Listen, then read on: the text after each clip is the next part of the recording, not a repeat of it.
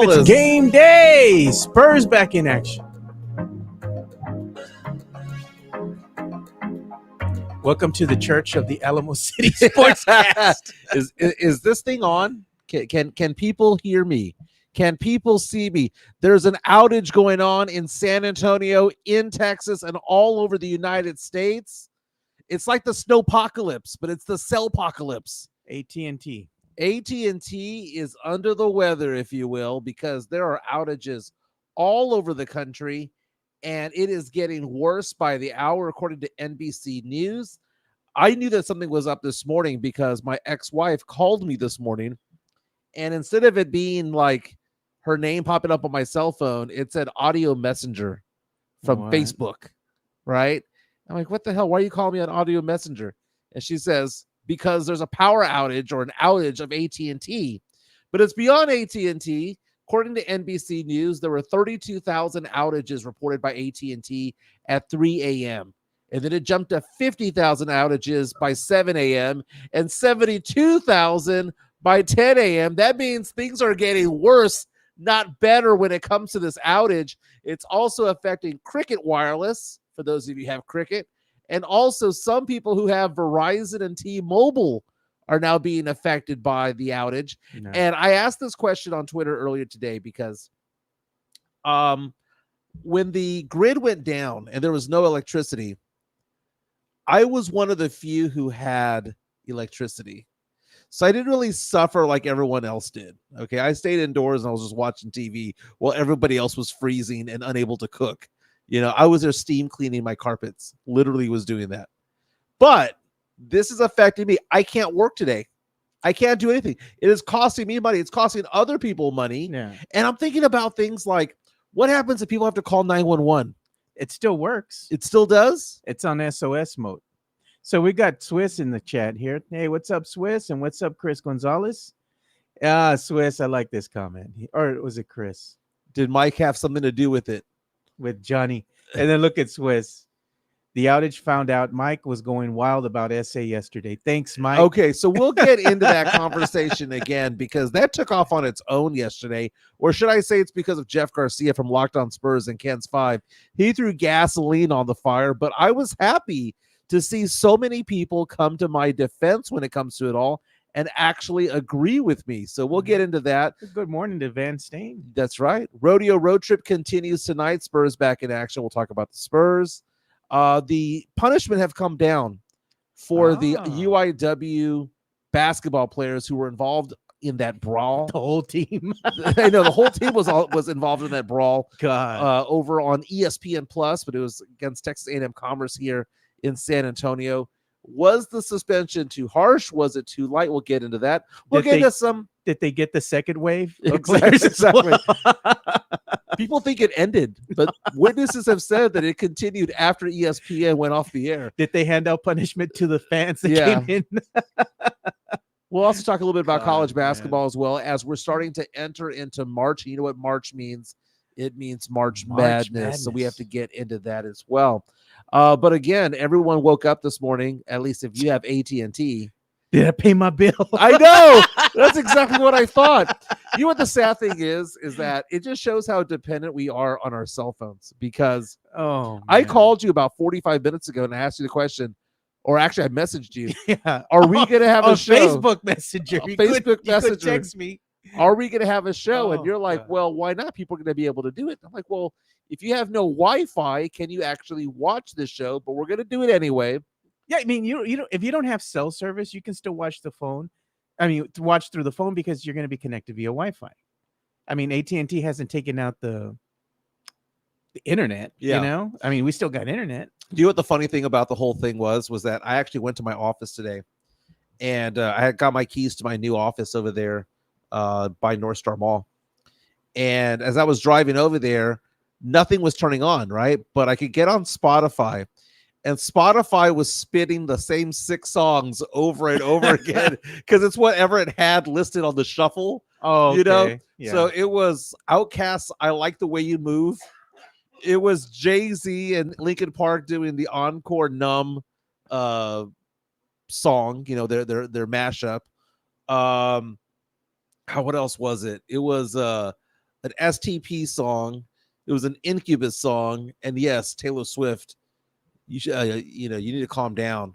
Was also in the mix. And Treasure by Bruno Mars. It was those 6 songs on repeat. What was your favorite STP song? The one you said it's dad rock. So much depends on the weather. And I feel so much depends on our cell phones.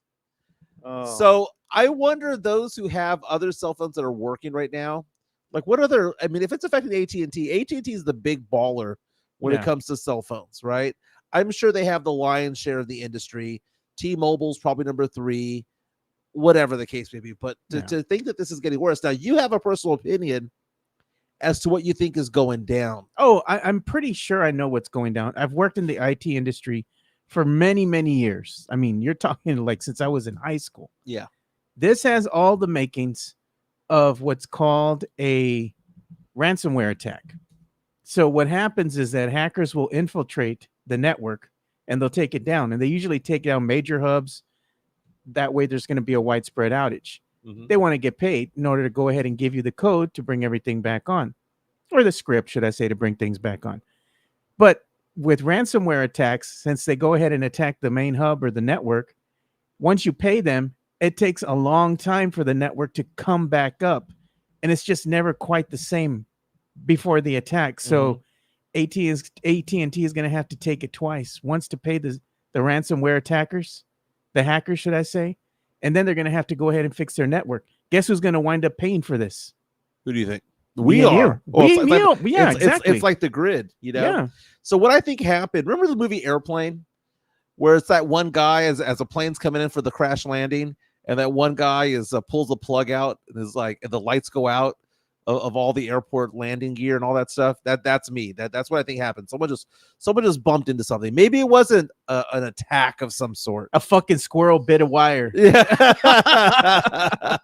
Chris Gonzalez reaches out and says someone at AT&T hit up the up, down, left, right, A-B. left, right, B-A, so A-B, wait, it's up, down, left, right, A-B, select and start. Yes, select start. That got you 30 minute Contra back on the day. And how I know that 007-373-5963 gets you to Mike Tyson in Mike Tyson's Punch Out, I'll never forget.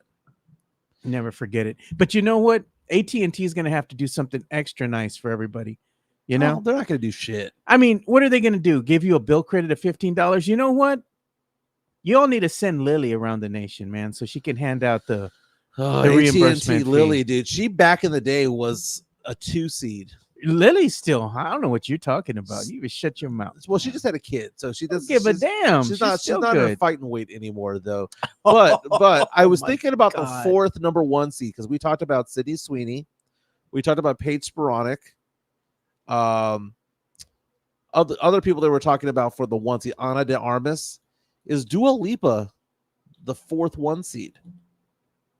Could be. Just throwing it out there. Let us know who you think should be the top seeds of our March Madness countdown, which will get going the first week of March. Again, craziness going on in the world right now when it comes to this, as far as the AT&T outage. I don't know. I kind of, you've convinced me a little bit that it might actually be some sort of ransom. It is a ransomware attack. They're not going to come out right and say it, but you know when they're going to finally announce what happened? Probably months from now, because they're in damage control right now. They're trying to fix everything. They're trying to keep everything hush hush. They got their PR people spinning a narrative right now.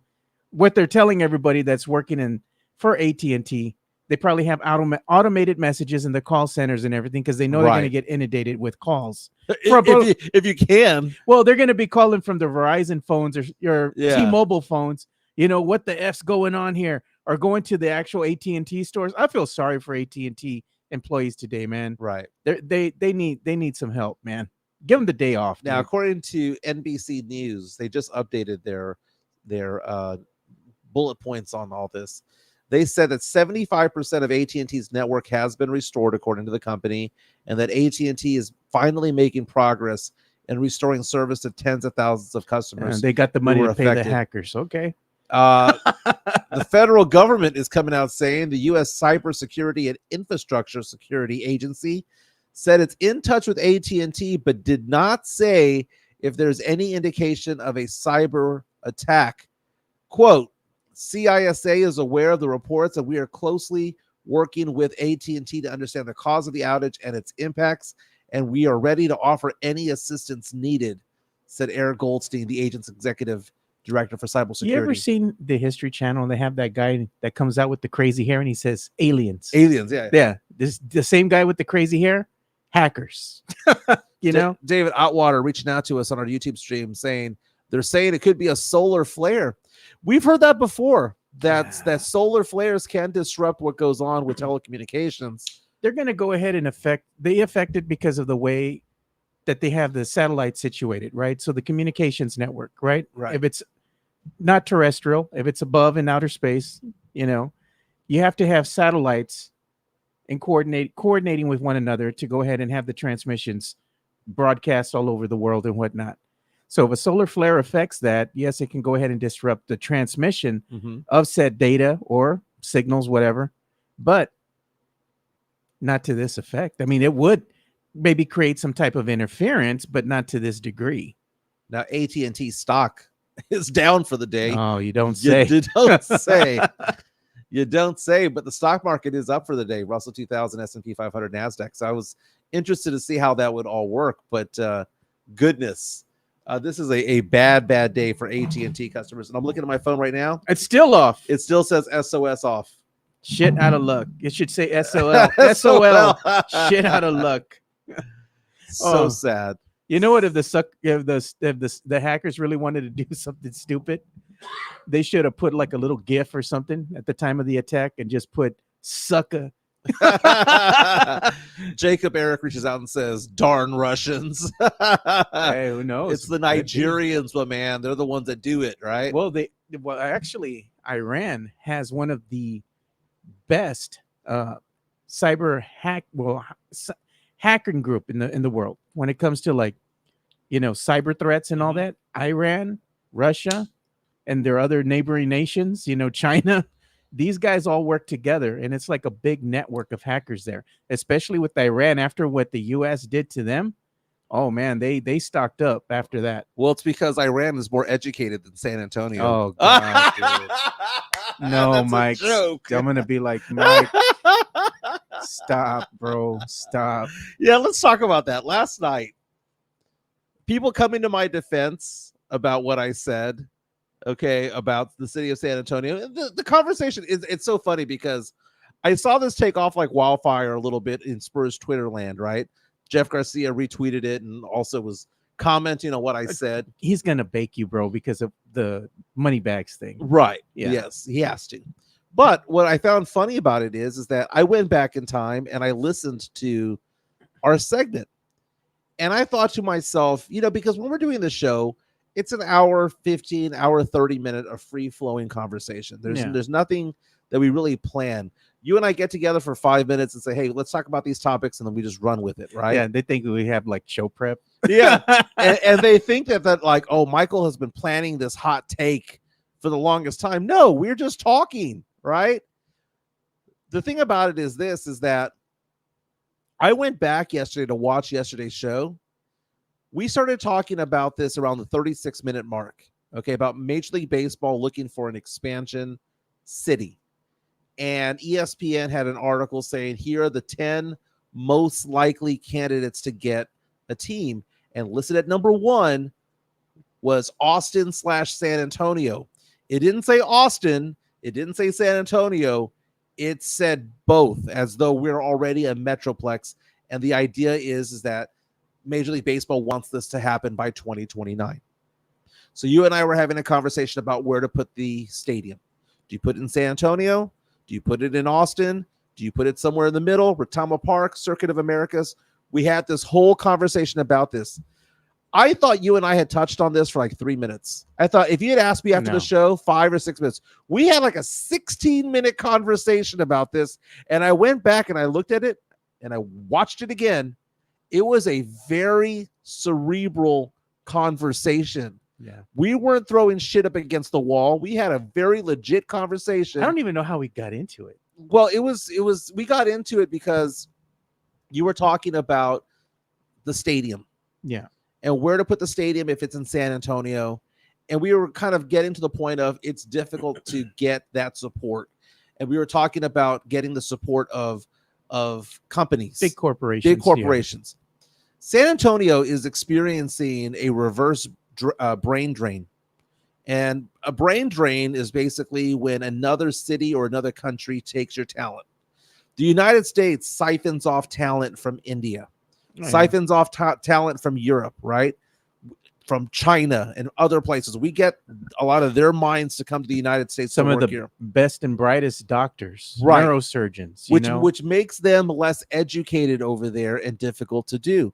San Antonio is the same way. A lot of the most educated people who come through San Antonio or who are from here leave because there aren't jobs that fit their mind here, right?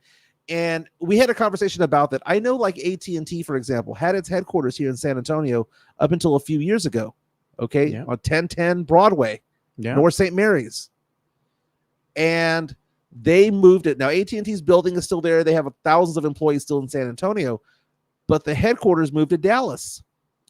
Last week or 2 weeks ago, it was announced that New Star Energy, which is located in the Rim area, that they're going to be bought out by another company in the second quarter, right? And guess what happened to all the jobs here in San Antonio? Bye-bye, right? And there's hundreds of them.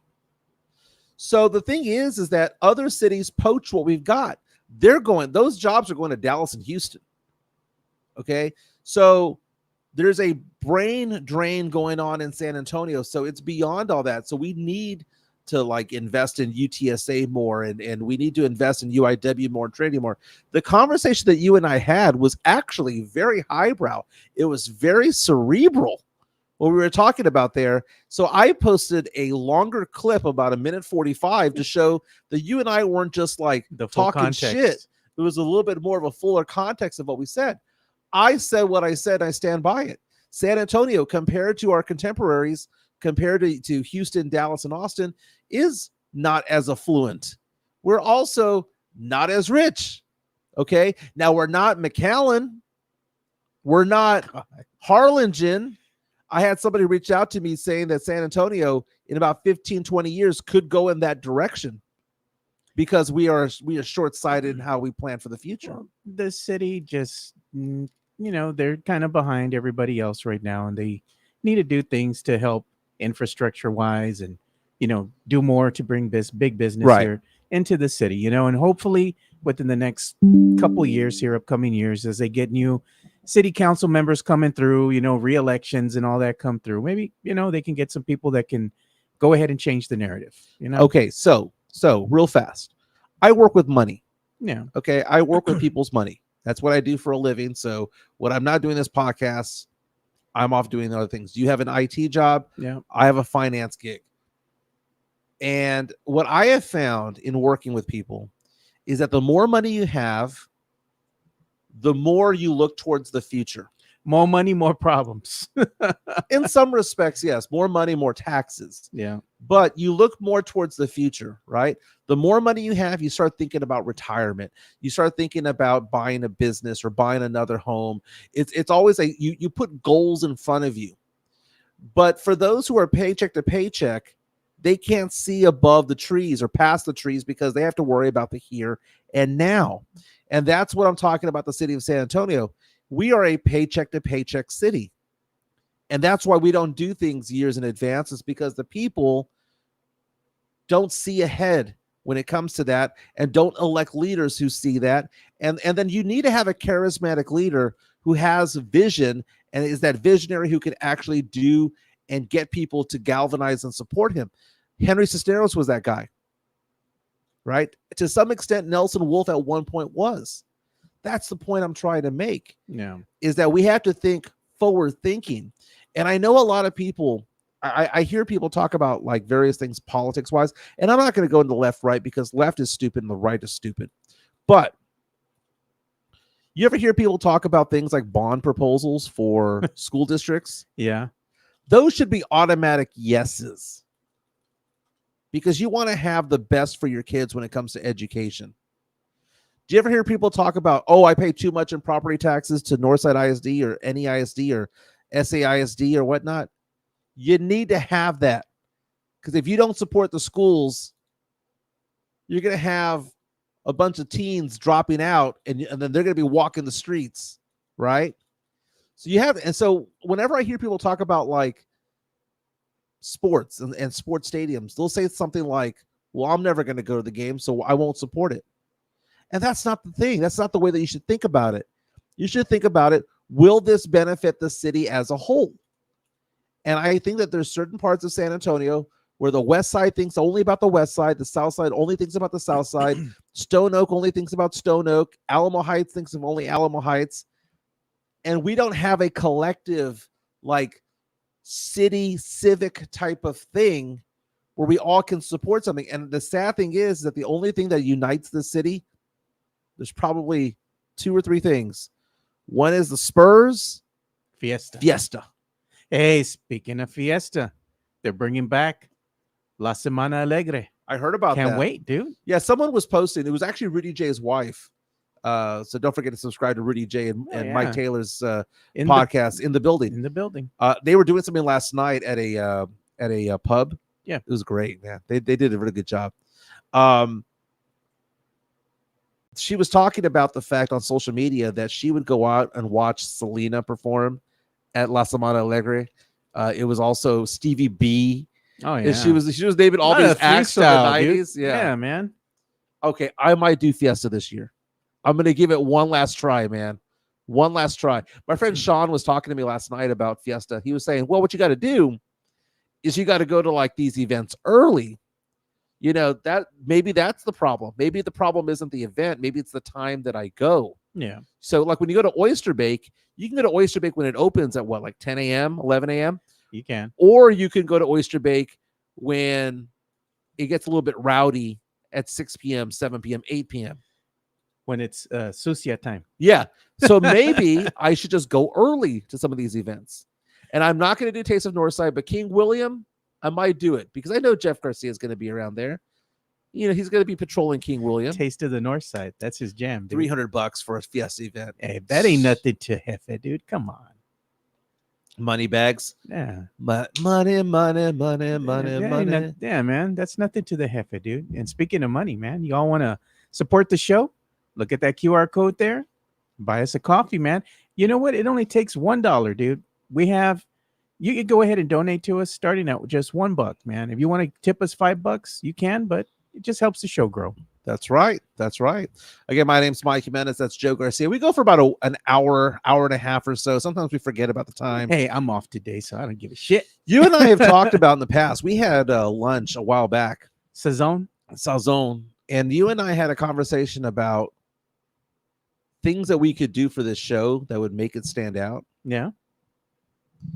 You and I batted around the idea of doing a 24-hour show. Oh, God, dude. I can't even. Well, if we're going to do that, you need help, man. No, that's the whole point. A 24-hour show is a 24-hour no, but I'm show. saying you need help. You need like people in here to help. And it's funny because like people will ask the question. Like I brought this up to a few people to kind of get their mind to it all, their opinion. And they were like, that would be difficult. I was like, well, that'd be difficult for you. I can talk for hours, man. I can tall tale for 3 hours. Oh, I could talk Spurs for 3 hours. I could talk Cowboys and NFL for 3 hours. It'd have to be entertaining. We'd have to have guests come in. Exactly. You know, an hour or two with Carolina Teague. We need to have Anthony Pittman come in. Drinks with get Greg Simmons. Drinks with CT. Dude, and we could do it to benefit like the Down Syndrome Association of San Antonio, you know, any you know, humane society or whatever the case would be. A 24-hour show I think we can do. Now, what time would we start? That's the thing. No, I think that we would start the show like around 6 a.m. Go to 6 a.m. the next day. Jeez, dude. I'd be baked. You know, and we could have Spernandez on for an hour, you know. But the problem is that we can't have Chicana Fuerte over here because she'll make me pass out. Oh, God. Prosecco, man. Prosecco, dude. I'd be telling her, don't make us the mimosas, man. Those things are freaking huge, dude. That's what gets you in trouble, man. So let's talk about the San Antonio Spurs because the rodeo road trip continues tonight. How excited are we for the Spurs to be back in action? Taking on the Sacramento Kings tonight. It is a late tip-off, 9 p.m. because it's on the West Coast. Sacramento coming in at 31-23, probably pissed off because, the Kings should have had 2 All-Stars. And you know how many they had? How many? 0. De'Aaron Fox, 27 points per game. Think that's going to get him an All-Star? No. All-Star bid? No. Sabonis, double machine, averaging 25 and 12? No. San Antonio Spurs, Victor Wembanyama didn't even make the All-Star game. Yeah, Wemby was on the outside looking in. He had a run in January. Yeah. January, he had a fantastic run, playing like an all-star. But man, the NBA is back at it tonight. The Kings are favored by 9.5 points. Jeff Garcia asked me the question on Locked On Spurs. By the way, you can follow him on Locked On Spurs Network on YouTube. You also subscribe on like Spotify, wherever you get your podcasts, and at Jeff G Spurs Zone on Twitter and on Threads. He asked the question, what is the one thing that you're looking forward to, or the storyline involving the Spurs that you want to have this season as the Spurs wrap up this season? Spurs are 55 games in, 27 to go. Finish the season at least with the 4-game winning streak. 5-game winning streak. Gonna be tough. It's going to be tough, but if you could, you see, the thing is that I want this young team to end it on a high note. You've had such a losing season. Your season's been up and down.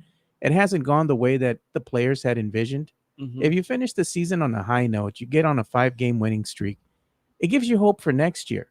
Because I'm saying, man, the losing affects you mentally. You don't want to have that losing culture. You want to be able to end it on a high note saying, we played like crap the whole year, but we finished on a 5-game winning streak. We can do this shit next year.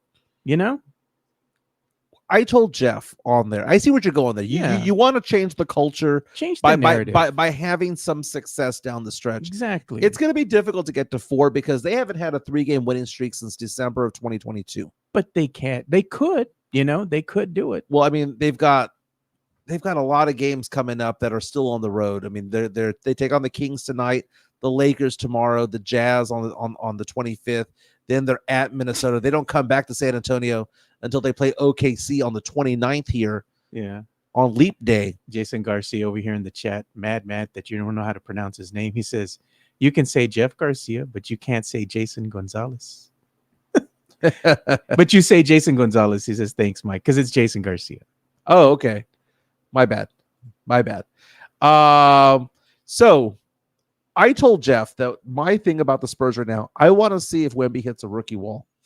I don't think, you know what? The ceiling is so high for Wemby right now that I don't think he's going to hit the rookie wall. Look at what happened right now. I retweeted this before the show. Week 17 of the 2023-2024 season. And this is per NBA stats, right? NBA.com/stats and at NBA stats on the X. Mm-hmm. Who leads the league right now in total blocks and blocks per game through week 17? None other than the Spurs rookie, Victor Wembanyama. He has total blocks through week 17, 156. Brook Lopez has 145. Chet Holmgren, 143. You have Kessler with 132. Anthony Davis, 128. Blocks per game. Victor Wembanyama leads that category with 3.2. Kessler from the Utah Jazz, 2.8. Brook Lopez, 2.7. Chet again, 2.6. And Anthony Davis, 2.5. Victor Wembanyama leads in both those categories as far as total blocks for the year and blocks per game. Now, Wemby is going to be rookie of the year. He's a phenom. But is he in the contention for defensive player? I think he'll probably be second team all defense, which would be interesting. There are some people who are holding out, still saying that Chet Holmgren is the rookie of the year. And again, a lot of Spurs fans got pissed off because when we restarted this podcast the first week of January, I had mentioned that at that point in the season, Chet Holmgren was the rookie of the year. At that point. But Chet Holmgren laid an egg in January, and Wemby played at an all-star level, finally won rookie of the month. This is his to win. He is head and shoulders above Chet Holmgren as a player at this point. This is his to win. The casinos think that he's going to win. And now you're seeing all of these reporters from like Yahoo Sports and whatnot who are still holding out saying that Chet's their guy. And they're saying, well, the minutes played. And, the minutes restriction saying that that's the reason why that they're going to not vote for Victor Wembanyama. That's a stupid, asinine reason. It's an asinine reason because you can't point to a stat. That's dumb. Okay. Now, I understand that Oklahoma City is winning. And if it was a tie or if it was even close, this would be Chet Holmgren's award. Yeah. But Wemby has shown that he is far above a better player than Chet Holmgren. And because of that, this is his award to win, and he's going to win it. Now, he's got to get to 65 games. Okay. So Wemby can't get hurt. Gets to 65 games, he's going to do it. Yeah. Right. Chris Gonzalez saying, I know it would be a miracle, but going 500 would be great to see. Got to wait till next year because the Spurs are already guaranteed a losing record this year. Yeah. But if you're saying the rest of the season, the Spurs going around, 14-13, 13-14, that has some potential there. The Vegas odd makers have the Spurs winning at least 16 games for the rest of the season. Total 16 games. 16 games, and the Spurs' worst season of all time, I believe, is 22 and 60. Ridiculous. And Pop still has his job. He's going to be the coach next season as well. Jeez. That's not going to change, Mike. I don't get it, man. I honestly don't get it. There's a fascination with that guy. 5 losing seasons in a row. He wants to finish what he started, and basically they just started again. I know. He wants to go ahead and get this group where he feels they're in a good place. I believe at that point he'll hand the reins over to someone else and see what happens. And I believe everything that you say there. But that is the most arrogant thing that he could be thinking. I'm just saying that's probably what's going to happen, Like it's there's nobody who's better than me at this job. You know what? At some point, you got to retire at some point. Yeah. And I can see Pop being on the stands at 80 years old, and it's just going to piss me off. It's just going to piss me off. Now is a time to bet against Vegas. LOL. Vane Stain says, I'm just like, no, you don't want to do that. It's going to be hard pressed for this team to really, win more than 20 games, and the Spurs are actually, like we're saying, they're back in action tonight. They're going to play the Kings, but they're also going to have a watch party this Friday at the Rock again in the evening. If you want to watch the Spurs go up against the Los Angeles Lakers, man. I mean, hey, your consolation prizes, you're going to be hanging out with the peeps. You'll be hanging out with the gente at the Rock. Have some drinks, have some food, good conversation. It's a consolation prize, I enjoyed it at the Rock, man. And I know that they haven't sold out yet their Spurs Club membership. I'm on the fence about renewing my season tickets. I have until today. I'm going to call my season ticket rep. I'm like, I can either upgrade if I want to, or I can just say, you know what? F it, dude. I don't want to be privy to having to pay for these seats and to watch another losing season. I could do that from the house. You can watch it from home. Yeah. Now the Spurs Club is having their this weekend rather, they're going to have their open house for those who just joined the membership over there. So that's going to be pretty cool. I like watching games at the Rock. They have the taco trucks there. They serve burgers there. They've got full bar. The 360 photo you took with Fernandez? Yes. And this time I won't be bundled in 3 layers of clothing. Oh, God. It was the clothes that made me look chunky. No. Dude, it was 15 degrees when we were there. I look third trimester when I'm really second trimester. It's okay, Mike. We're of a certain age. We're bro. fluffy. We got dad bods, bro. It's all good. Let's show my screen here, because if you remember this Monday night, UIW, Texas A&M Commerce, God. The melee in the palace, the malice in the palace. Man, the haymakers on Hildebrand. Look at that. Right on cue, baby. UIW announced the suspensions of 4 players from that game Monday night. Again, they lost to Texas A&M Commerce in overtime, 76-72. Incarnate Word was winning late in the game, blew it in the second half. Commerce had a 3-pointer to tie the game, and then hit a dagger late in overtime. During the handshake line, the players were, saying good game, good game, good game, good game, and then boom, they started fighting each other. This was on ESPN Plus. Our Katie Goodman, our friend of the show, Katie Goodman, was on the call on ESPN Plus. This fight extended. They went to commercial, then they signed off, and apparently the fight flared back up again. I'm like, Katie, don't stop. You're announcing. Give us the play-by-play from the fight. So, according to the Southland Conference and UIW, Incarnate Word point guard Elijah Davis will be suspended for 3 games. Center Gabe Benny Till, forward Marcus Glover, and guard Alex Anderson suspended for 2 games apiece. How many games were left? 5? About 5 or 6 games before the Southland Conference tournament. A&M Commerce guard Ant Abraham, forward Jerome Brewer Jr., and forward Kiwo Agua suspended for 3 games. And then there's also a guard named Prince Davies who got a 1-game suspension. Who the hell's going to play these games? They got nobody, man. I know. And both of these teams aren't very good. I mean, they're at the bottom of the Southland Conference. But the Southland Conference, the winner of that tournament in early March, I believe it starts March 10th, goes to the big dance. So, I mean, there's something there about that. But, man, this is a stain on the city of San Antonio, but it was entertaining. It's like I mentioned the other day. I can bitch and moan and complain that I don't want to see this, but I kind of do sometimes. Yeah. It's a spectacle. I question why they do handshakes at the end of games. That's dumb. It's not 5th grade. Nah. These are grown-ass men. You know what would have been funny if they would have had, how they have that Boban commercial and he's doing the announcing. He's like, he bounces again. It would have been funny if they would have had a Boban voice saying he punches, he's punching again. Sam Salinas reaches out and says, haymakers on Hildebrand. Love it. Man, I thought of that on the spot, Sam. That's when make the shirt. Haymakers on Hildebrand. I remember I was doing a show at San Antonio Sports Star, and I was doing it with Rob, and I did a transition into the commercial. I did a transition from one topic to the next to a commercial break. Yeah. And before we go there, Rob stopped the show, and he was like, everybody, that was the most professional transition I've ever seen in my entire life. He was like, I'm over here impressed. Let's go to commercial. Oh, God. Rob was funny about that, man.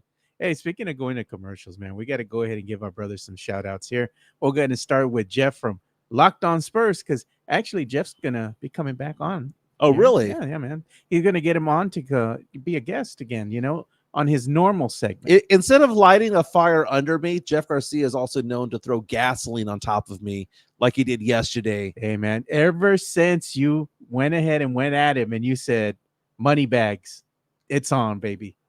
It's on. Here we go, Jeff. Locked On Spurs is your daily Spurs podcast, hosted by Jeff Garcia, the lead Spurs writer for Ken's 5 San Antonio. Jeff has a healthy plethora of guests all the time on the Locked On Spurs podcast. You can also follow Jeff on Threads at Jeff G Ken's 5 SA. You can also follow Jeff on Twitter at Jeff G Spurs Zone. So make sure you go ahead and give Jeff a follow not only on Threads and Twitter, but also on YouTube at youtube.com/@LockedOnSpurs. This is where you're going to be able to find the replay of the Locked On Spurs podcast. Make sure to like, subscribe, and share. I tell you what Jeff Garcia is working on today, but my cell phone doesn't work right now, so I can't surf it. If you can, go to my screen real fast. I had some friends ask about these T-shirts yesterday, the ones that say it's Marbach nice. Jeez, bro. And it became a conversation piece at dinner last night. Oh, no. This might be one of the funniest things we've ever done on the show. And nice. it's so funny because they were asking the question again. Do you come up with these things like haymakers on Hildebrand? Or no, we're just bullshitting for an hour and 15, hour and a half. And they said it's Marbach nice is like we should do about like 100 of these shirts and just sell them on the corner of 410 and Marbach. Dude, we'd make money, dude. Be making bank. Make money on this. People were saying we should put the Puro Exit 7, the little sign. Yeah, well, I think that we should add the Exit 7. Like that little green marker right there. Yeah. It would make it perfect. I can add that in there. It would make it and I would buy one. I'd buy one. I'd sport it. I'd probably get my ass kicked. But dude, if I wore its Marbach nice shirt to Fiesta, oh Lord, people be buying you drinks, bro. You'd be king. I'd lie. I'd be like, oh yeah, I'm Marbach adjacent. I went to Holmes. That's Ingram. Man. Look at that. It says, I don't know, Monte. It looks like Vaughn is carrying his left a little low. This could hurt him in later rounds. You imagine the commentary for that fight? Yeah. We should do that. A comedian needs to do that. Speaking of comedians, we're going to have one in studio with us tomorrow. Tell us about it tomorrow. Yeah, so we're going to have Joe Coronado, I believe that's his name. He's going to be the in-studio guest tomorrow. So he's going to be the guy that heads up Chancla Academy here on Instagram, man. You can go ahead and check him out. Yeah, and he's going to be in studio with us. And we're going to be talking about some of the puro, conversations, as far as the jewels that we have here in the Marbach area. Some of the things that have gone and, left Marbach and little things that we remember. I'm going to go ahead and hit him up after the show. Let him know what we're going to be talking about. So tomorrow, yes, we might talk a little bit about sports. We might talk about the Spurs losing to the Kings, but more importantly, it's going to be a lighthearted episode where we're going to have fun with it, So you can think of some things too that you'd like to throw in there, because I mean, the guy is puro. He's all over San Antonio. He's connected well with the raza, with the people, so we can have conversations with him, and he's funny as hell, man.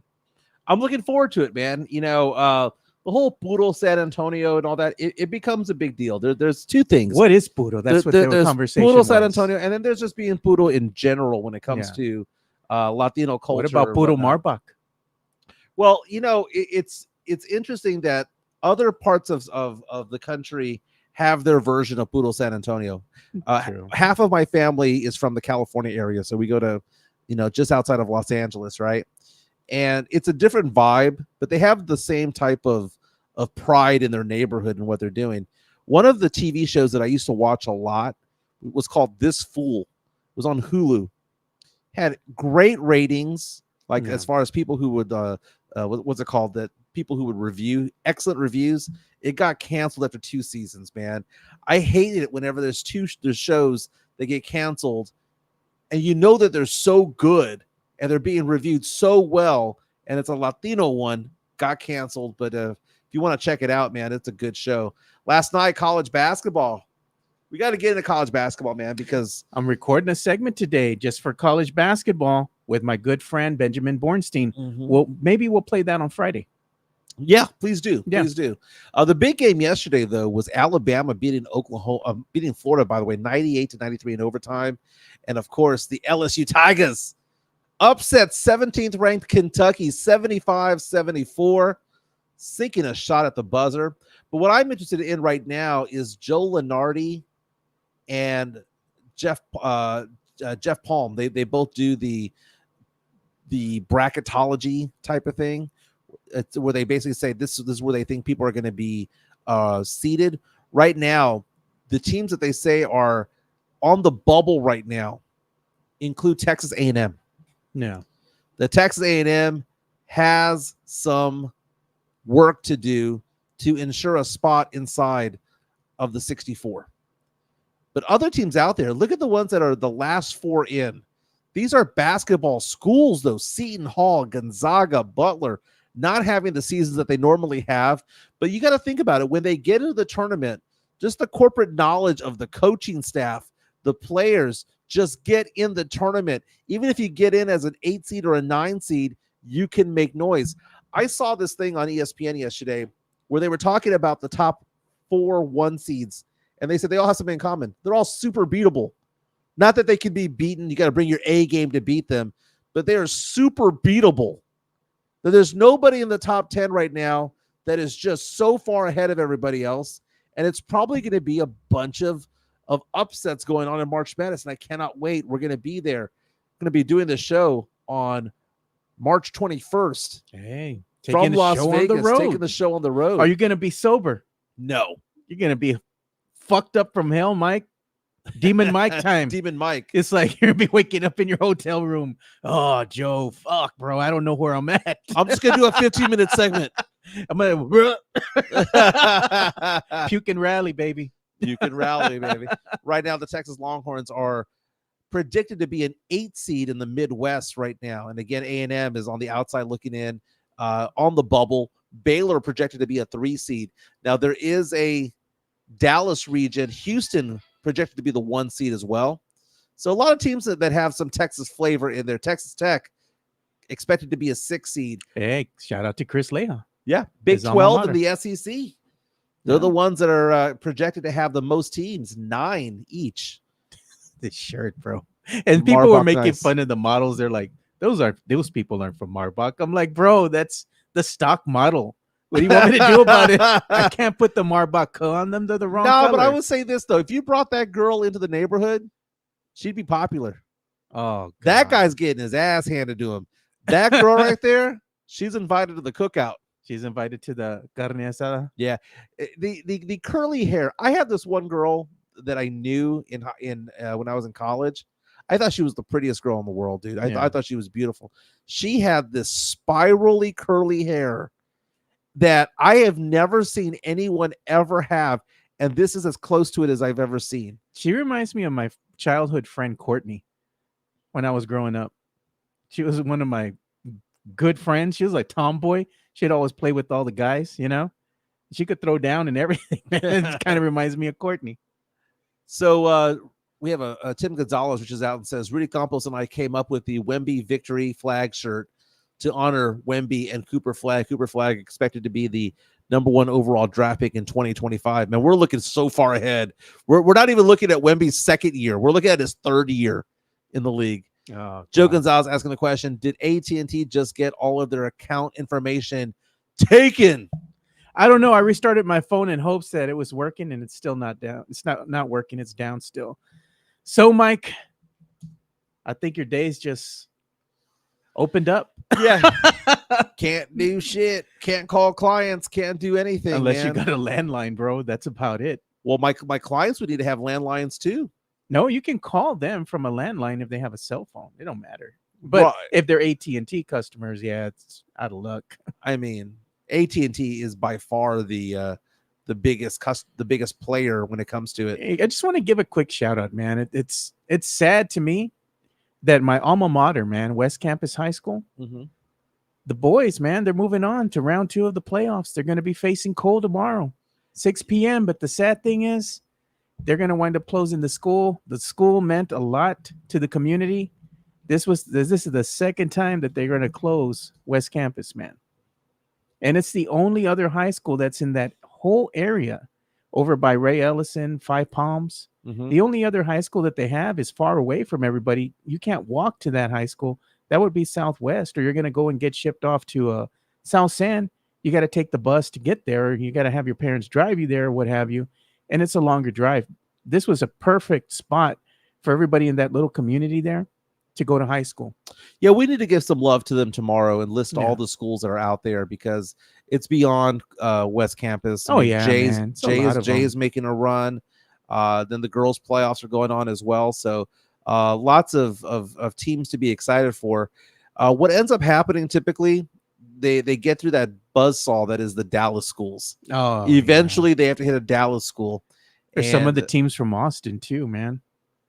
Hey, man, somebody in the comments, bro, they're burning my boy over here from West Campus because he got a full-on beard and everything. And somebody in the comments says, somebody needs to check number 13's birth certificate. Okay, so that's funny because I referee high school basketball, right? And middle school basketball. And I did a while back, this was probably about 2 or 3 years ago, I did a game in Concan, which is kind of like where Garner State Park is. Yeah. And I drove all the way out there for it. And it was a high school game, but it was a high school freshman level game. And they were playing a team from, okay, I'm trying to think about, so it's not Pleasanton, because Pleasanton has green jerseys. Yeah. These were maroon, so that'd be Floresville, if I'm not mistaken. And so Floresville goes out there to play them. The kids that are playing for Leakey High School or Lakey High School, whatever it is over there, they're all clean shaven, or they have like little stubble, and they looked very innocent. They looked very young. Yeah. Right? They looked like they were 12, 13, 14 years old because they were 13, 14 years old. Dude, the Floresville kids showed up. Full on beard. Got a family? Who's that? That's mijo. So they're on their second marriage. Drinking a beer before the game. Dude, the Floresville kids, they went up to go do like the, let's go ahead and introduce the captains. And the captains come up and they shake hands. And the kids from Lakey were like shaking. And it's not that the Floresville kids were mean or anything like that. They just look like men. Yeah.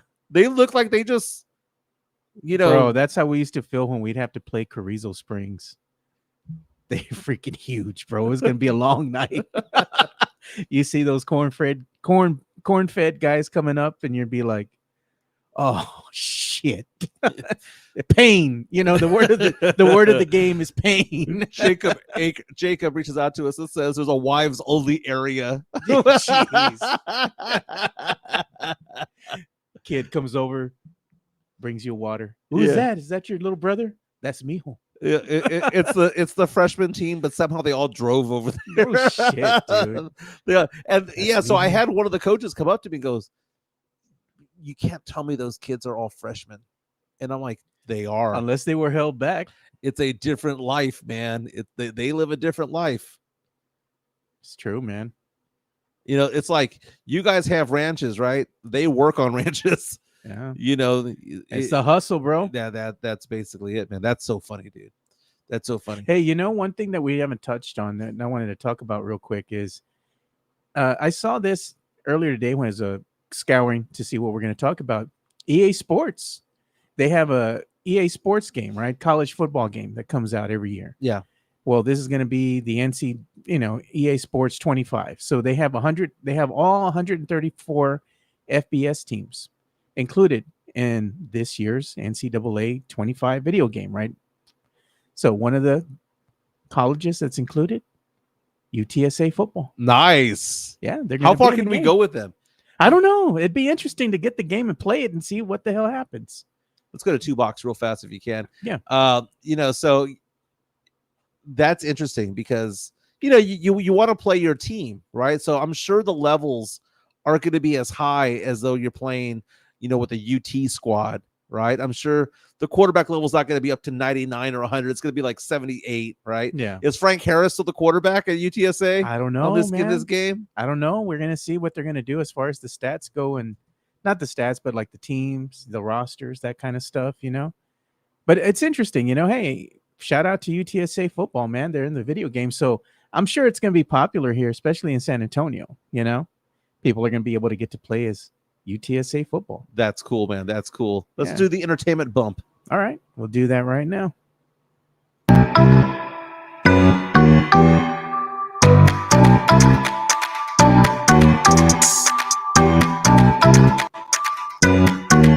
Okay, so we like talking pop culture and nostalgia here. And someone asked us, why don't we talk about soccer? Well, soccer, you have to consume it. It's very difficult to talk about it, right? Because if it's a 0-0 game, it's a 0-0 game, right? But there are a lot of soccer stars out there. Messi, went to Miami and was a big, big star over there again. And Cristiano Ronaldo is another name, right? Another big name. TMZ Sports has an article about him this morning that just dropped about 15 minutes ago. Really? Take a look at this photo. Oh, God. Do I want to see it? It's a photo of him with his son. Jeez, bro. Okay, so Ronaldo is a sex symbol known worldwide, right? The brother's an athlete, man. Come on. I mean, he's right. in shape, But look at the abs of his son. We were talking about high schoolers, right? Look at this comment here. I am 12. But Ronaldo's son is 13. I'm 12. How many 13-year-olds have six packs? You know what would just made the picture worse, bro? He had a full-on beard, dude. Like, damn. This has got to be a little bit awkward, man. I mean, Ronaldo, obviously, international superstar, world-class athlete. You want him to be in shape, right? Yeah. But to have your kid be that ripped at 13 is bizarre. There ain't nothing wrong with that, man. He's just trying to keep his boy in shape. Okay, in shape. I mean, this is Hey, man. borderline abuse, man. No, man. He's just working out with his pops, dude. Good for him. You know, he's getting the boy in shape at a young age. Maybe he just wants to keep him in shape in case he wants to go ahead and go into the profession himself. You know, you always have these scouts looking at you, man. It looks like this kid doesn't eat chips. Like Oh, he no, doesn't bro. eat candy. Man, come on, Mike. They have people prepare their food for them. They have a chef that's probably in the home preparing all their meals. He hasn't had an enchilada his entire life. No, bro. They wouldn't know what to do with that. That'd probably fuck their stomach up. He'll be taking a shit for a week. 13 years old, man. And again, his son, like his dad, plays soccer as well. Yeah, they ain't eating chicken on a stick, Mike. I mean, unless it's range free. Let's talk about that real fast. If we go back to 2 Box real fast. Yeah. I bought the other day. I was going to HEB and going into the eggs aisle. You know, there's the jumbo, there's the large, the brown and the white. there's the brown and the white. There's also 2 other ones that I hadn't seen before. One was called Cage Free, and then the other one is a different one. So the Cage Free means that they're not stuck in a cage and a coop. tortured for their lives. Yeah, they're running around. They're running around, but they're running around in a small area. It's still confined, but it's a small area. And then there's something called free range. Those are the ones that wherever. Yeah, they just go wherever they want on that farm, right? Yeah. Or ranch, whatever you want to call it. Yeah. So I was reading an article saying that the free range eggs taste different than the cage free, and cage free tastes different than the other ones, right? Yeah. And obviously there's a cost associated with it. You can even see the yolks are different when you're cooking. That's the weird thing, man. That's the weird thing. I've been buying because it says it's healthier and it tastes different. Yeah. I've been buying the free range eggs. Yeah. And you crack them open, that yolk don't look the same. It's not a pale color. Yeah, it is. And it comes out in one bloop. Yeah. It doesn't like it doesn't ooze out where you're like holding the shell out. It comes out just like, and it tastes different. And I don't know if it tastes better. It just tastes different. It tastes like the animal was not suffering. Is it psychological? Is it a placebo effect? It doesn't have all the antibiotics and all the shit they inject them with, you know? Yeah, it just tastes different. It's kind of like, I don't know if it's in my head. It's the yolks are different. You can see the color. If you put them side by side, yeah, one is a light yellow and the other one's almost like an orange when you break it out, you know, and it like comes out, like you said, all at once, and it's different. Dude. Now, Joe reaches out and says, yes, it's a placebo effect. He says that on our YouTube stream. Maybe it is, but you can actually physically, visually see the difference between the two. Yeah, there's a difference. It doesn't look the same. And they're eggs. They are chicken eggs. They look different. The yolk is different. The color is different. Now, one of my favorite shows, which, by the way, is going to become the biggest show in America starting on Monday. That's a great conversation piece that we need to have, by the way. Yeah. There was an article that I saw the other day. It was actually yesterday about television shows, right? And you know how it used to be that we would watch television shows, you know, on ABC, CBS, all that stuff, right? But it was an article saying that research has been done on streaming services to see what are the 10 most popular TV shows in America right now. And they happen to be all old shows.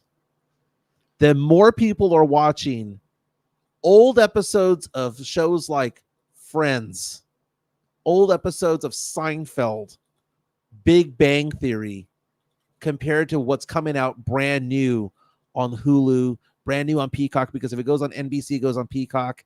If it goes on, you know, that more people have been watching Suits, the #1 show in America last year for viewed minutes was Suits, a TV show from USA Network that came out a decade ago. Gilmore Girls is a top 10 show. New Girl is a top 10 show. Now, the reason why I thought about this whole thing was I read the article last night, but beyond all that was we were talking about eggs. One of my favorite shows is Brooklyn Nine-Nine. Boyle is a funny character. There's an episode in there when he's trying to teach the captain how to make eggs. Yeah. And he goes, I'm going to make scrambled eggs he was going to make eggs for his husband, right? And he's making the eggs, and Boyle's freaking out because he goes, why are you done already? And he goes, well, because you turn the heat up and you cook the eggs and it's done faster. And Boyle said something that I've now started doing, by the way, which is you don't cook eggs with high heat or medium heat. You do it with low heat. That it's supposed to be a process that takes a while. Dude, that's not a placebo effect. I've been cooking scrambled eggs. I eat eggs basically 4 days a week, right? Whether they be scrambled, fried, whatever. I eat a lot of egg just for protein purposes. Dude, I never realized that a low heat creates fluffy eggs. Yeah. I had no idea. I was 46 years old when I figured that out. But going back to why I was bringing up the TV show, by the way, I noticed on Netflix that Brooklyn Nine-Nine is going to be available on Monday, and I bet you it's going to be a sensation because A, it's a great show. It's never been available on Netflix. I mean, more people have Netflix than they do have Peacock. But dude, Netflix is going to throw this out there, and it's going to be a huge show, a huge hit all over again. Yeah. You know, speaking of shows, we got some shows coming out this weekend. I'm going to try to watch some stuff today. I know we have Bad Batch, which I'm big into Star Wars, so that's an animated series. Mm-hmm. I know El Jefe, Jeff was watching that yesterday. I'm going to be watching it today. And we also have the live action Avatar: The Last Airbender. I know that's not something that you probably watch, but it's something I avidly watch with my kids when they were growing up. So I'm going to see if this live action series is better than the movie from M. Night Shyamalan, because that was a hot mess. So I did get to see, full disclosure here, an unfinished version of Avatar: The Last Airbender, the series, about a year ago with my daughter.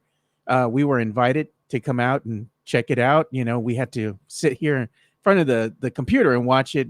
And they actually paid us to watch, I think it was 4 episodes of the series. And it was quite good, man. Even though it was unpolished and didn't have all the CGI and all that, I thought it was really good, you know? So I'm looking forward to seeing the whole show now, or the whole series now, in its finished product. So that's out if you want to check that out this week. Lots of people reaching out to us right now. Vein Stain says, if you want a fluffy egg, you do that. Then you add some butter while stirring. Or you could do milk, right? That'll also work. I don't know, man. I just use butter, dude. Now, coming at me saying, I'm picturing Gordon Ramsay. This is according to the Drew Show. Gordon Ramsay telling a young Jimenez that his scrambled eggs is shiz. What do you call this shite? Chris Gonzalez saying it's going to be hard to watch Brooklyn Nine-Nine because of the passing of Holt. Oh, Andre Brower, the actor, passed away a couple of months ago. He did, man. He was great, man. That's such a good show. Were you ever into Brooklyn Nine-Nine? I watched it. It was funny. It was a funny show. Yeah. You know what's also funny? Show my screen real fast. Okay. This happened a couple of weeks ago in Texarkana, Texarkana, Texas. Police were called for an animal sighting. People couldn't figure out what it was. It was a kangaroo. What did you say? It was a strange animal sighting. A strange animal sighting. Animal control called out. Police called out, and they captured a freaking kangaroo in Texarkana, Texas. God. Look at it. And it's nice enough to be held, right? It didn't stand up and punch him in the face. It was nice enough to be held. But I found this to be a funny story. And what I found out about this, because we were going to talk about this yesterday before we lost track, this animal was found in Spring Lake Park, right along the border of Texas and Arkansas. But the question that was asked is, can you own a kangaroo in Texas? Now, according to Texas Monthly, Texas is one of 13 states where you can own a kangaroo. Jeez, dude, we got to ask Bushby. We got to find her because she's from Australia. Oh, she got her account suspended indefinitely. Oh, by really? Daddy Elon, bro. So I met a guy from Australia about 2 or 3 weeks ago. I was having some drinks and with some friends, and we noticed that this one guy was kind of watching the we were watching the NFC Championship game. It was the Niners and the Lions, and he was there enjoying the game, but he was by himself. And me and my friends were watching this game for 4 hours, and we noticed that this guy was by himself the entire time. Yeah, and we're like, "Hey, come on over, party with us. Are you by yourself? Come party with us." He hung out. He was from Australia. He's training at Lackland Air Force Base with the military. He was talking. I was asking him about like misconceptions about Texas. He was like asking me, "Well, where's my cowboy hat? Where's my horse and all that stuff?" Right. So I asked about the misconceptions of kangaroo of Australia, like where are all the kangaroos? Call that a knife? And he goes, "Yeah." he goes, "Man, where I'm from, they're fucking everywhere, man." Like squirrels? He goes, "I hate kangaroos," and he was going off on them. He goes, "They're assholes," and he goes, "And there's certain spiders that are over there and all that stuff." He goes, "You do not want to be in the outback because the outback sucks." Look at this. I would pay to see this. Can Jimenez take a kangaroo? No, I can't, man. That kangaroo would make me its bitch and put me in its pouch. Vainstein says those kangaroos are a menace. He saw a vid where they drowned dogs in the river. Dude, that's the thing. That kangaroo right there that Texarkana police have appears to be docile, appears to be smaller, maybe younger. The adult ones, though, mean. Assholes, apparently. Mean little fuckers, dude. That's great, dude. Hey, you know what's going to be happening, too, over on the weekend? Yeah. So I don't know, but if you're looking to watch a movie, I guess for Santikos, since they had those technical difficulties, is what they were saying about a week or so ago when they were shut down, they're going to have a Famticos Day, February the 25th. Famticos Day? Famticos. Famticos. It's going to happen this Sunday from 12 to 5 p.m.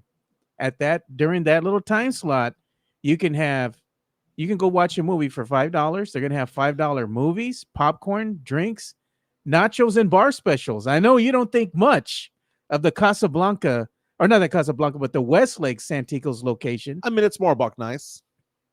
It's nice. I like it. Now, would you ever go to a movie theater to watch a classic movie? Oh, I've done that before. It's fun, dude. Yeah, I went and I saw Die Hard in December with my nephew. That's a Christmas movie. I could buy that. It was a Christmas party. Yeah. It was a Christmas party.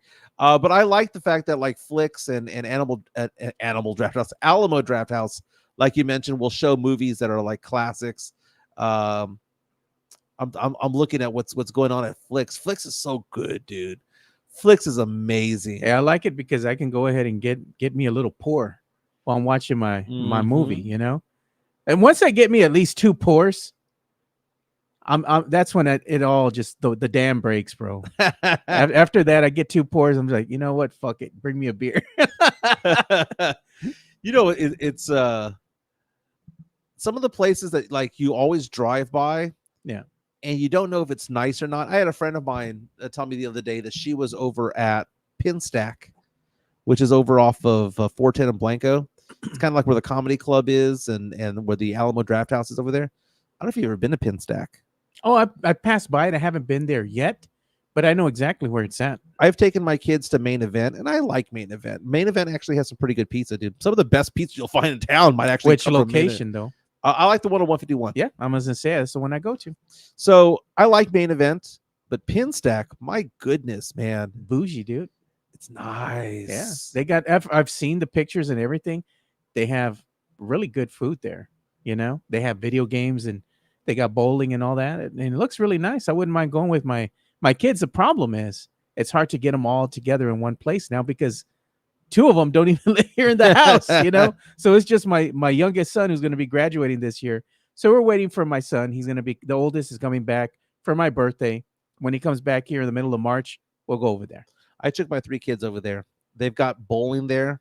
They've got really nice bars. Not 1, not 2, but they've got like 3 really good bars inside of there. They've got the video games. It seems to be a little bit more adult. Like, you know, you could go there on a date night with your spouse or girlfriend over there, even as an adult, because although there are some kids there, it's not overrunning with kids. I mean, you go to Main Event sometimes and you can't even hear yourself think because there's so many kids running around. Especially if you're going on a weekend, Friday, Saturday, you know, especially like in the evening. Like it's getting near the evening. That's when they'll start to leave. But man, 3 o'clock, 4 o'clock, it's just littered with kids, man. Dude, if you go there like on a Thursday at 3 p.m., 4 p.m., Oh yeah, it's a bunch of kids, no, without the kids. I'm talking about like on a weekday. Oh yeah, no, with the adults, yeah. when when you have adults that show up at main event, that's interesting. You'll see fire Happy departments hour. there, happy hour. Yeah. During the week, it's not that bad, man. I mean, it's because there's not a lot of kids there. You know what? If you want to keep it puro, dude, and you want a happy hour, the Grand Tequila. I know that's not your scene. I man. like Grand Tequila. The Grand Tequila happy hour, bro. You can get you a beer at the bar for like $150, dude. Why is it not my scene? Well, it's Mexican food. It's Marbach nice for you. Grand Tequila on 151. Yeah, it's nice. It's for you. I was gonna say it's Marbach nice. It's no Sazon. No, it's not. But it's not like. It's not a taqueria in the middle of a hole in the wall. But it's a good. Nothing wrong with hole in the wall taquerias, by the way. Yeah. But what I'm saying is that it's not bad, dude. It's a nice place, dude. They have at that place, the only good buffet, Mexican food buffet in town. Yeah. Now it's not like 30 different items, but every time I go to Grand Tequila for their buffet, do it on Saturday morning.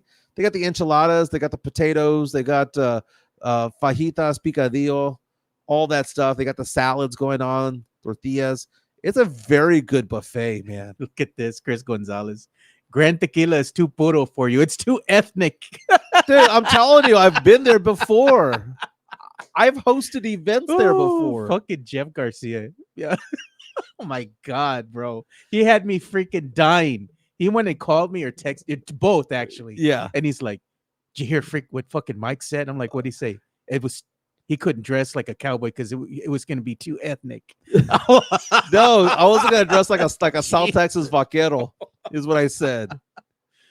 Oh, I said I wanted to go stylish, not ethnic, is what I said. Freaking Jeff had me laughing that day, bro. I know. He called me the other day, Jesus, was like, man. hey, Jimenez, remember that time that you said Oh, that, my God. what did he say?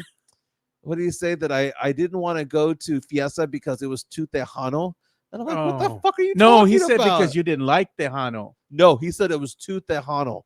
Oh, and I was like, what do you mean? Now, do I like Tejano music? No. I grew up on cumbias, Tejano.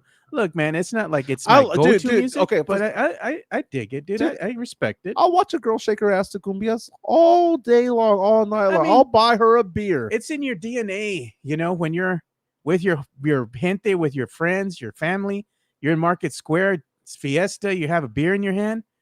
I'm not going to run away from it. You hear the beat. You hear that beat? They got some bangers going on. I'm not going to run away from it. But what I'm saying is that when I have my presets on my car for the FM stations, no Tejano there's no Tejano to be had, dude. It's sports talk radio, a little bit of country. Boom, boom, boom. 99.5 Kiss. You don't get down with the accordion, bro? Okay, so first of all, the beat goes boom, boom, the air accordion. You don't get down with no air accordion. Why do all songs end with ching ching? They all end the same way, dude. It's so funny, man. We need to get you a little shirt with the accordion on there so you can, when you get all drunk, when that beat drops. Come on, Mike. You're not gonna wear the shirt because it's too ethnic.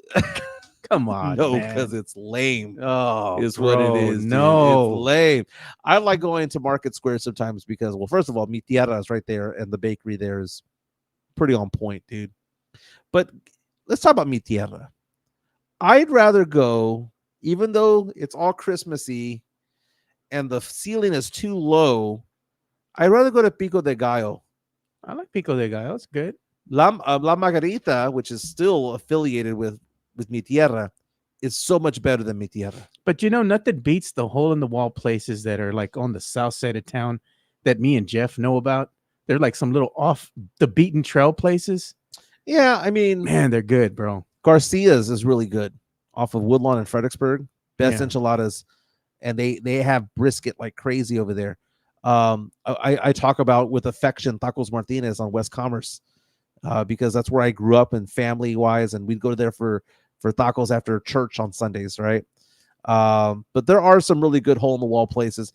The bougie Mexican restaurants though are difficult.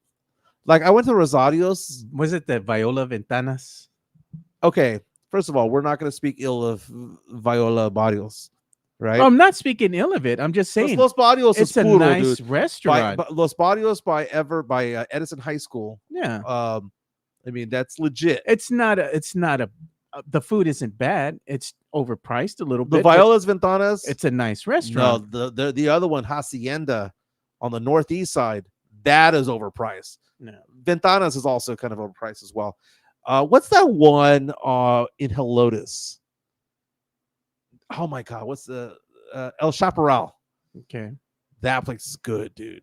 It's pricey. That's one of the few places that's like, I guess, upper echelon, trying to be very hoity-toity man. Mexican food. You know what? That's a good one. Speaking of food, since we're on the subject, what kind of tacos do you want for tomorrow? Because I'm buying breakfast tacos. You want me to get you some papa ranchera? I'm a papas con huevo kind of guy. You don't know papa ranchera? Well, I mean, Huine con huevo? Oh, fuck that, dude. Come on, bro. I do. Okay, spam. No. Oh, man. Wienes in tacos. No. Huine No. Now, wiener with tortilla. and egg? No, not with egg. That's gross, dude. Oh, But if you have the bro. wiener with the tortilla with mustard, fine. But combining it with egg is gross. Potato. Papa ranchera is good, bro. Clue me in because I'll get you one tomorrow and you try it. okay. It's not gross. It's kind of like you have huevos rancheros, right? Yeah. It has some ranchera sauce inside with the potato. Mario Cavasso is reaching out to us saying that I need to add some Beso Pluma to my playlist. There you go. He's going to be in town, bro. Yes, he's going to be performing at the Frost Bank Center, bringing his tour to town. He's going to be going to 4 cities in the state of Texas. Going to be at the Frost Bank Center Wednesday, July 17th. If you miss him on that day, you can go watch him Friday at the Moody Center in Austin. Hand over fist. Wienes con huevo. Es bueno. I bet you if we gave you a wiener con huevo and we didn't tell you what it was, you'd eat that shit and you'd be like, no, that's gross, dude. No, I can smell it, dude. I lied. He's not going to be in 4 cities in Texas. I mean, 5. Homeboy's going to be at the American Airlines Center in Dallas on the 28th of June, the Dickies Arena in Fort Worth on the 30th of June, then the Frost Bank Center in San Antonio, then the Moody Center, and then the Toyota Center in Houston. He's going all over Texas, baby. Look at what Drew Show says. Shout out to you, Drew Show. He says Rosario has been replaced as the fancy Mexican food place by some place in Helotes. Well, the one in Helotes has been there for a while. It's really good. They also have a restaurant in Bernie as well. It's really good. It really, really is. The fajitas are amazing. But Rosario's, man, you go over there, I'll take 2 beef tacos. That'll be $24. It's like, what are these fiesta prices? Yeah. Going on over there. It used to be good, the one downtown in Southtown, which doesn't exist. They moved it someplace further up Southtown. No, man. What about sausage and egg? Like kielbasa, algo así, you know? I don't mind it. I can only do one because if I get more than one, it'll upset my stomach. I prefer not to. What kind of hot sauce you putting on it? Green. Damn right. That shit goes hard, bro. You know what else is good too? Bean and cheese with a little bit of the Valentina hot sauce on it. That's a bad motherfucker. Mm-hmm. Green sauce all the way, dude. Yeah. Green sauce all the way. There's some places that have like a chipotle type style salsa. Not bad either, man. Get him a taco de pelos.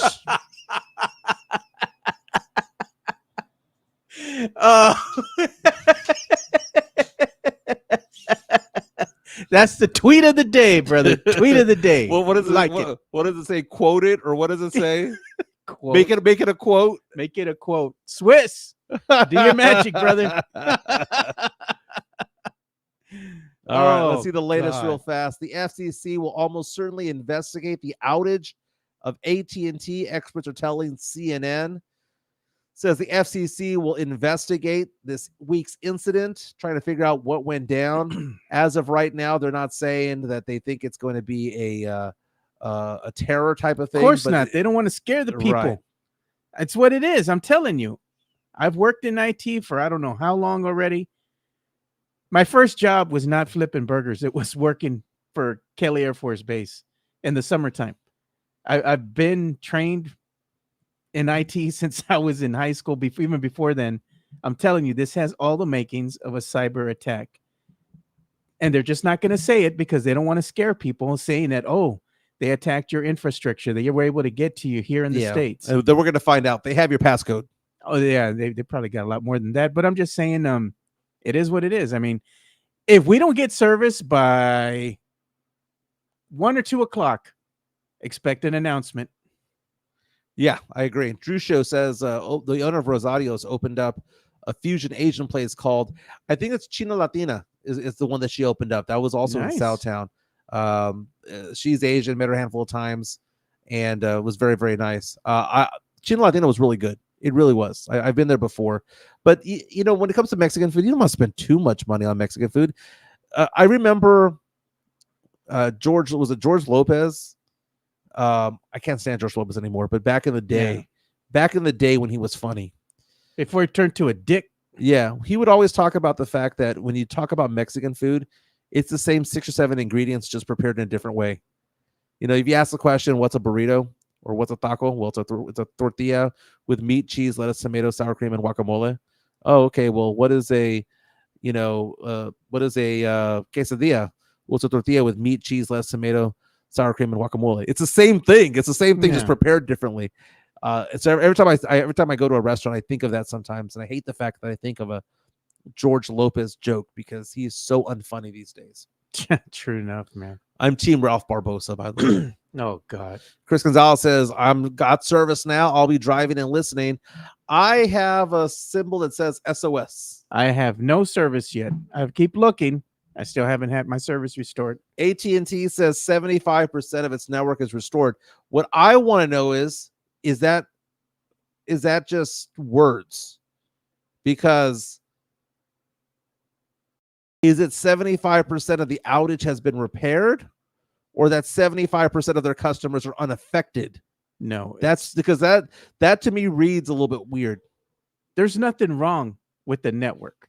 There's nothing wrong with it. The reason that the people aren't able to connect is because it's been infiltrated. They have a little piece of code or a script that's running, malware, whatever you want to call it, and they're trying to get it fixed. So nothing's damaged. It's all has to do with whatever's lying in the servers and whatnot, communications. I'm telling you, man, AT&T is paying the hackers. Everything's going to start booting back up, but it's going to come up very slow. Why? That's what happens when you have a ransomware attack. It's like Ocean's 11. Oh, you know what? My phone just came on because my text messages just appeared. Jesus. Mine's still down. I'm going to have to call the wife. Did you pay the bill? What you do with that money I sent you? Someone texted me at 11 o'clock saying, business call me. All right. Very nice. Now you're in business. I guess you go to work now. Damn it. I was going to watch more Netflix. Oh, I thought you were going to watch How to Lose a Guy in 10 Days again. Dude, I stand by that movie. Jesus, Mike. It's a great movie. It has Latrell Sprewell in it, dude. Oh, man. Well, I was talking with Jefe yesterday. Yeah. And he was working out when I call him. You know, he's working out at his boot camp or what have you. Yeah. And we're talking about renting a theater so we can go and watch Transformers, the animated movie with you. Yeah. Yeah. So I'm going to start looking into that. I know people like Jeff and John Dyer, Spurs and Salsa, have been all upset about it. They've been like, we're probably going to take a box of tomatoes in case you say something dumb. Drew Show, great question. So, Mr. Jimenez, let's cut to the chase.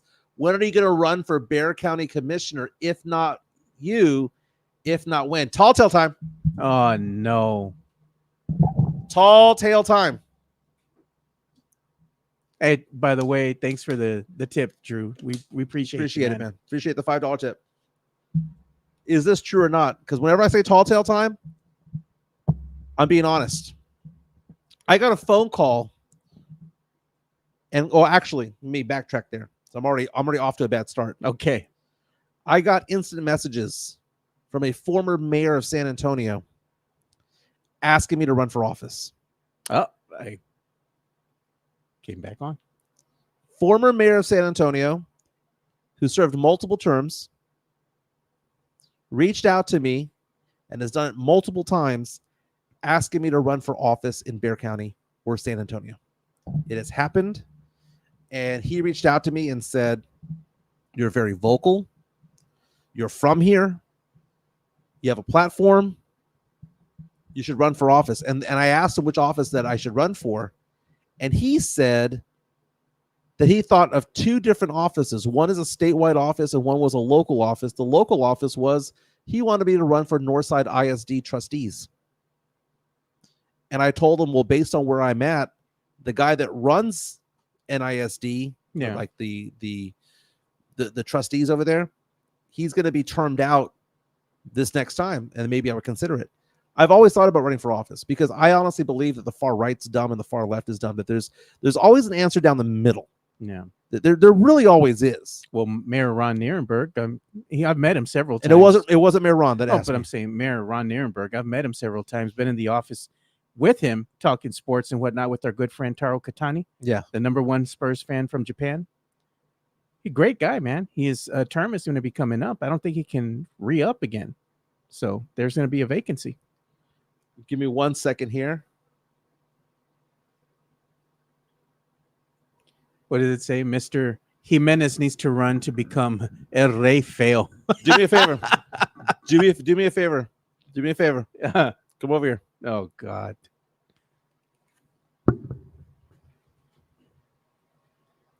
I'm showing you the instant messages I got from this person. You recognize that name? Don't say the name. This is all should you run for office. Okay, so now that I have proof, and I showed you on my cell phone, did a former San Antonio mayor reach out to me to talk to me about running for office? Yep, they sure did. And was it one post? Was it one thing? No. It was long conversations about what you should run for, all that stuff. It happened. Thank you for bringing that up. Drew Show says the week after September 11th, same week, I shared a plane ride with Henry Cisneros from San Antonio to Georgia. Talked to him for about an hour. He indulged me because I was on my way to basic training at Fort Benning. That's awesome. Thank you for your service. Who reached out saying that I should run for El Rey Feo? Mario Cavazos. He should run for El Rey Feo. Chris Gonzalez says, tall tale. No mames. Very funny. He probably texted Jacob. He probably texted the wrong Mike Jimenez. He was looking for the reporter from Kids 5. Jeez. He got me confused. But do you see this? If I had told you without showing you evidence, would you have believed me? No, not a chance in hell. But then when I showed you the evidence, no. It was either Commissioner's Court, NISD trustee, or Texas House or U.S. House 23. Yeah, I saw. Is what he was. Hey, man. And Cavazos is out. We'll end the show with this. It was Mike Taylor, the mayor of sports. Oh, God, wrong Mike. They meant to go ahead and text Taylor instead. Very, very cool, man. Hey, but we need to go ahead and get some guests in for next week, man. Maybe we could get Pitt. Yeah, get Pitt. I joked that I want Mike Jimenez from Ken's 5 to do a spot with us. Who's the real Mike Jimenez around here? You could see if he's available, man. I mean, I know we do the show early. Yeah. So you can ask. I got a jet, man. I have a money bags moment. Oh, yeah? I got to let in my housekeeper at 12 o'clock. Oh, God. All right. We got to bring the show to a close. So I'm Mike Jimenez. That's Joe Garcia. This is the Alamo City Sportscast. Share, hit the like button on the way out. Send us a tip. It goes to Joe. Yeah. Oh, and make sure you watch Rudy tomorrow on Friday. No show today, but tomorrow he'll be out 2 o'clock from 2 to 3:30. And go Spurs, go beat the Kings.